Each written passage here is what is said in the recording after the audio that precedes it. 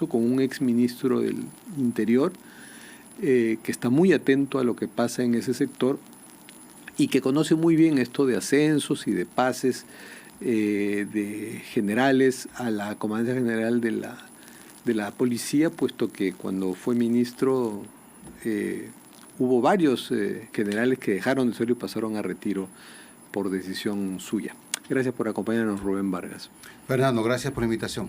Buenas noches. Este parece un cese muy político, porque estamos acostumbrados a otros que se daban en tiempos de cambio, ¿no? Pero este es, ya en otra época habían pasado la temporada de ascensos, y justo un día después de que la presidenta protagoniza como víctima este bochornoso incidente en Ayacucho. Sí. Sin duda que es una medida extraordinaria, excepcional, porque de acuerdo al actual marco legal, el comandante general de la policía, su periodo de gestión es de 2 años. Como que estaría blindado por 2 años. Exactamente, y está literalmente blindado por 2 años porque esta ley reciente nació con ese propósito de blindar al comando policial. Es una ley que no tiene ni un año, ¿no? Muy pocos meses, me parece. Se dio durante la gestión del comandante general de la policía, Luis Vera Llerena. Exactamente, así es. Durante Castillo. En todo caso, un año que un poco fue provocada porque en tu gestión, en la época de Francisco Sagasti, pues pasaron varios generales ahí a retiro, había ¿no? un marco legal distinto donde, digamos, habían los pases a retiro extraordinarios, no a fin de año, sino como consecuencia de la decisión que adopta el jefe supremo de las Fuerzas Armadas y de la Policía Nacional de elegir a un nuevo comandante general. Y cuando se elige como comandante general de la policía a un oficial, a un general menos antiguo, los más antiguos a él pasan automáticamente a retiro. No como una sanción, sino por mandato de la ley. Y tú elegiste a uno, ¿no?, que era el Entonces, número 17, 18. No lo elige el ministro. Lo propone el ministro y lo elige el presidente. La potestad para elegir a generales y designar al comandante general es del presidente de la República en su condición de jefe supremo de las Fuerzas Armadas y la Policía Nacional.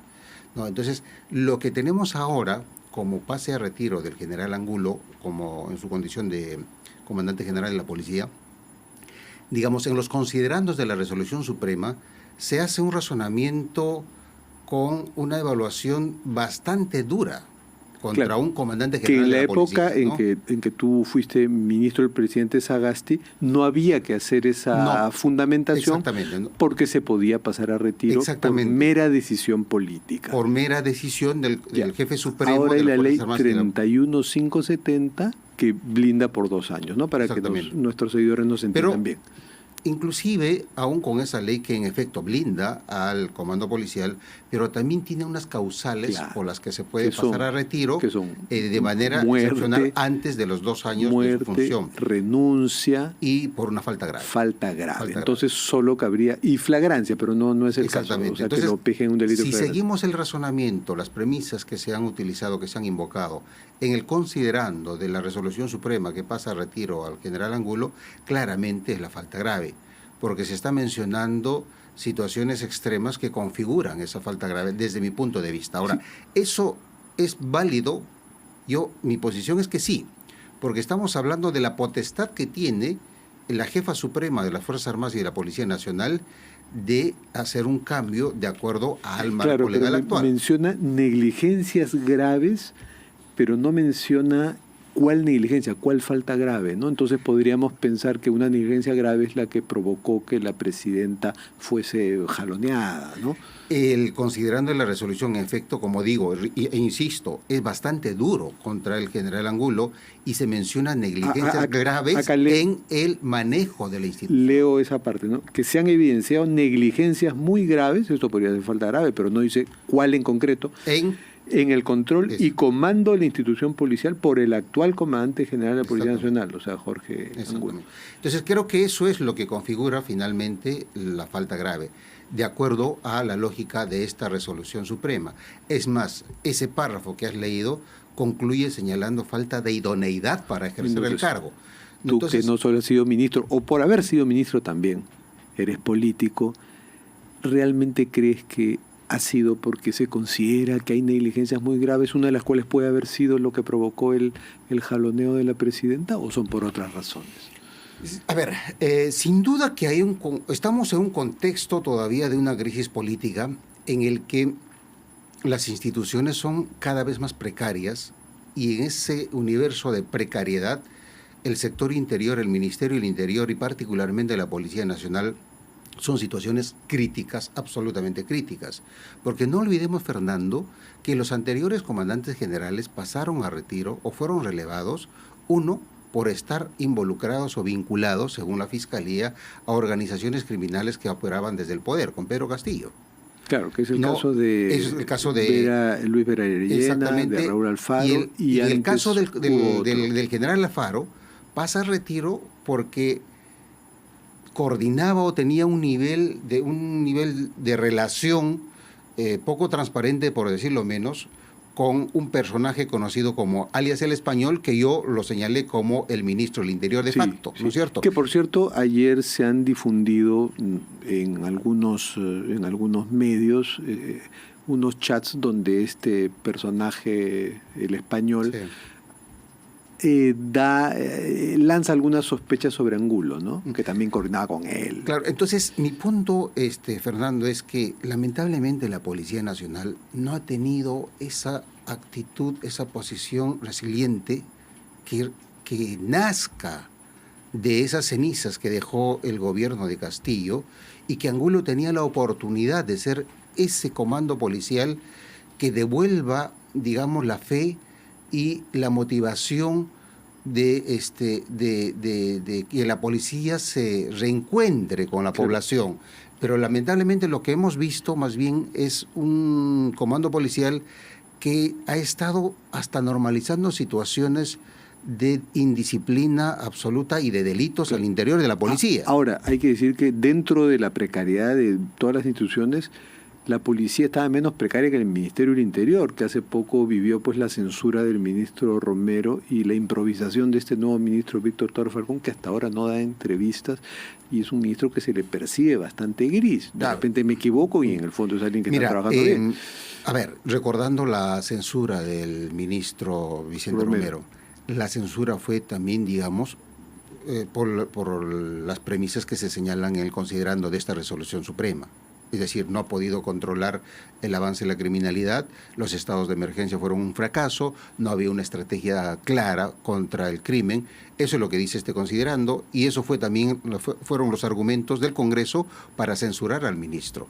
Y claro, ahí estaba el general Angulo como comandante general en la gestión de Vicente Romero. Entonces, digamos, podría uno decir que Vicente Romero asumió la responsabilidad política de ese desmadre en materia de seguridad, y la parte operativa también tendría que haber asumido débil eso. Que no pelea con el Congreso no respaldó a su ministro, porque la verdad que lo dejaron solo, ¿no? Que se defienda solo de la censura. Claro, pero digamos que también se generaron argumentos, creo que válidos, como para decir que el ministro del Interior o el gobierno no estaba haciendo nada, como en efecto es así, para enfrentar el problema de la inseguridad, ¿no? Entonces, el asunto, Fernando, es de que hay un serio problema en la conducción de la seguridad en este gobierno, y eso, por supuesto, va más allá del ministro del Interior, que tiene, por supuesto, su cuota de responsabilidad, y también, por supuesto, de la parte operativa, que es de la Policía Nacional. Necesitamos una posición de un liderazgo mucho más claro, mucho más firme. Pero algunos decían que Angulo, dentro de todo, sí estaba logrando cierto liderazgo. ¿Conoces a Sanabria, Víctor Sanabria, que es el nuevo comandante general, y que ponerlo no ha implicado el pase de retiro de otros porque es el que le tocaba? ¿O? No, digamos, pasaron a retiro tres tenientes generales junto con Angulo, y ahora está asumiendo la comandancia general el general Sanabria y Oscar Arriola como jefe del Estado Mayor. Que es el que le sigue. No, exactamente. Entonces, conozco a ambos generales Y yo tengo, Fernando, muchas expectativas con este nuevo comando policial.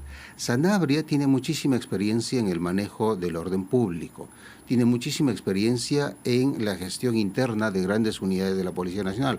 Fue jefe de la región policial Lima, de la región policial Arequipa. Sí, y justo lo fue en épocas de protestas y donde murió un ciudadano, Víctor Santisteban, ¿no? Entonces ahí tiene esa mancha en su foco de servicios que tiene que lidiar judicialmente con eso. Tendrá que responder en lo que significa la investigación judicial, pero mientras tanto creo que es un oficial, un general que tiene bastante experiencia en ese campo, número uno. Número dos, el perfil del general Oscar Arriola está vinculado... Aquí sí todos lo conocemos porque está vinculado a la investigación criminal. Es uno de los mejores comunicadores de la policía, siempre da entrevistas. Precisamente por ese perfil creo que ambos van a, desde mi punto de vista, significan una especie de oxigenación que necesitaba urgentemente la policía. En el caso de Arriola, imagino que es una garantía de que la investigación va a ser importante porque él justamente estaba de director de la Dirección Nacional de Investigación Criminal. Exactamente. Ahora, digamos, este nuevo comando policial está asumiendo retos bastante grandes.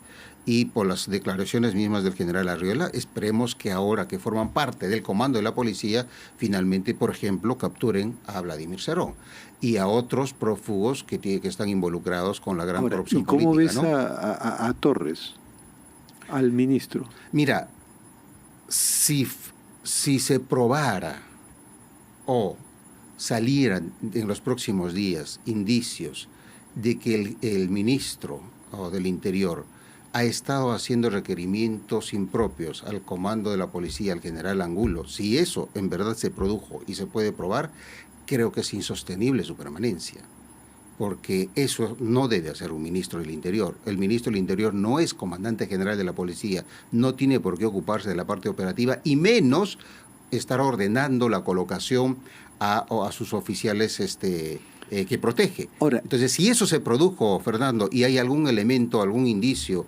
que corrobore esa versión, sin duda, desde mi punto de vista, su permanencia es insostenible. Bueno, ahora, lo que sí vimos algo que fue público, ¿no? Que el ministro Torres hizo pública una carta donde le pedía a Angulo que se abstenga de hacer cambios. Claro, los cambios ya estaban decididos y de acuerdo a la lógica institucional. Y él pide no hacerlos, pero argumentando de que se venían movimientos sociales, conflictos sociales.